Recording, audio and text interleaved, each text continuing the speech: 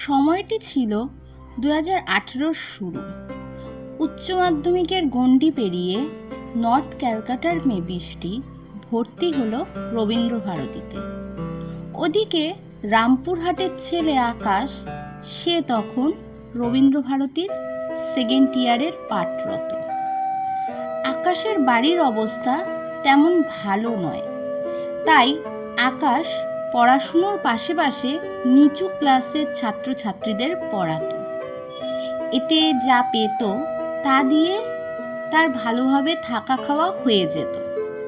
আর পড়াশুনোর খরচ, সে তো স্কলারশিপের টাকা দিয়েই চলতো।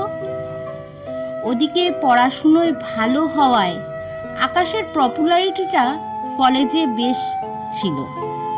তার বৃষ্টির চোখ এড়ালো না কোনোভাবেই। বৃষ্টি বিভিন্ন পড়ার বাহানায় বন্ধুত্ব করার সুযোগ খুঁজতে লাগলো আকাশের থেকে। অবশেষে তারা ধীরে ধীরে ভালো বন্ধু হয়ে উঠল একে অপরের। আর সে বন্ধুত্ব যে কবে ভালোবাসায় পরিণত হলো তা তারা বুঝতে পারল না কেউই। অবশেষে দুজনের বাড়িতেই জানালো তাদের ভালোবাসার কথা। আকাশের বাড়ির লোক মেনে নিলেও বৃষ্টির বাড়ির লোক আপত্তি করল, কারণ বৃষ্টি ছিল বাবা মার অবস্থাপূর্ণ ঘরের একমাত্র মেয়ে। তবে মেয়ের মুখের দিকে তাকিয়ে বিয়েতে মত দিলেন বৃষ্টির বাবা মা দুজনেই। তখনও আকাশ সেভাবে দাঁড়ায়নি তার কেরিয়ারে।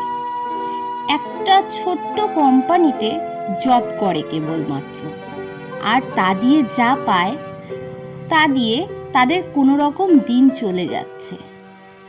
ছোট থেকে আকাশ যেহেতু অনেক কষ্ট করেছে, তাই তার বড়লোক হওয়ার স্বপ্নটা ছিল বরাবরেরই। তাই সে এবং তার পরিবার চাপ দিতে শুরু করলো বৃষ্টির ওপর, যাতে সে আর তার বাপের বাড়ির থেকে টাকা নিয়ে এসে আকাশের হাতে তুলে দেয়। এবং প্রথম অসহায় বৃষ্টি সেই কাজটিই করত। সে তার বাপের বাড়ির থেকে টাকা নিয়ে এসে আকাশের হাতেই তুলে দিত। কিন্তু তা দিয়েও তাদের লোভ নিয়ন্ত্রণ করা সম্ভব হয়ে উঠছিল না বৃষ্টির পক্ষে। তাই সে জানিয়ে দিল আকাশকে যে সে তার বাপের বাড়ি থেকে আর একটি পয়সাও এনে দেবে না আকাশের হাতে। ওদিকে বৃষ্টির বাবা তখন কোম্পানির শেয়ার ডুবে যাওয়ায় অসুস্থ হয়ে তিনি তখন মৃত্যুশয্যায়। হঠাৎই একদিন বৃষ্টির বাবা মা দেখল যে বৃষ্টি এসেছে তাদের বাড়িতে। তারা বহুদিন পর মেয়েকে দেখে আনন্দে আত্মহারা। ধীরে ধীরে বৃষ্টি তার বাবা মাকে সবটা খুলে বলল তার কলকাতা ফিরে আসার কথা। সে আর যেতে চায় না ওই শ্বশুর বাড়িতে ফিরে। বৃষ্টির বাবা মা সবটা শুনল এবং মেয়েকে বোঝালো, আর নিজেদের পরিস্থিতির কথাও তাকে বলল যে ফিরে যেতে সেই শ্বশুর বাড়িতে। ওদিকে বৃষ্টি বাবা মার কথা আর ফেলতে না পেরে ফিরে আসলো শ্বশুর বাড়িতে। বৃষ্টির হাতে সুটকেসটা দেখে আকাশ ভাবল বরাবরের মতো বৃষ্টি এবারও নিশ্চয়ই কিছু টাকা নিয়ে এসেছে।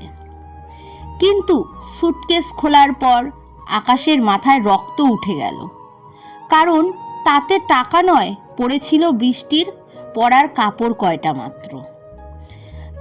এই কারণে বৃষ্টিকে আকাশ খুব মারধর করল এবং সারা রাত ধরে চলল তার প্রতি অত্যাচার। অবস্থাপূর্ণ ঘরের বাবা মায়ের একমাত্র মেয়ে ছিল বৃষ্টি। দিনের পর দিন ভালোবাসা মানুষটার কাছ থেকে পাওয়া অবহেলা আর সহ্য করতে না পেরে অবশেষে মৃত্যুকে আপন করে নেয় সে। পরের দিন তার ডেড বডিটা পুলিশ উদ্ধার করতে এসে একটি চিঠি পায়। তাতে লেখা ছিল যে আমাদের বাবা মায়েরা এত বছর আমাদের মানুষ করে পড়াশুনো শিখিয়েছে, শখ আহ্লাদ সবটাই পূরণ করেছে, কিন্তু তারপরেও তারা আমাদের পছন্দের মানুষটির হাতে এইভাবে তুলে দেয়, যাতে তারাও আমাদের একইভাবে ভালোবাসা দেবে এবং সুখে রাখবে। শুধুমাত্র দুটো ভাতের আশায় কোনো বাবা মাই তার চোখের মণিটাকে অন্যের হাতে তুলে দেয় না কখনোই। অথচ তারা সেই মেয়েটিরকে কখনোই আপন ভাবতে পারে না। অবশেষে তাদের শেষ পরিণতি হয় কাঠের জ্বলন্ত অগ্নিশিখা। নমস্কার, আমি পূজা। এই প্রথম আমি কোনো গদ্যাংশ লিখলাম ও পাঠ করে শোনালাম। যদি কোনো ভুল ত্রুটি হয় অবশ্যই ক্ষমা করে দেবেন।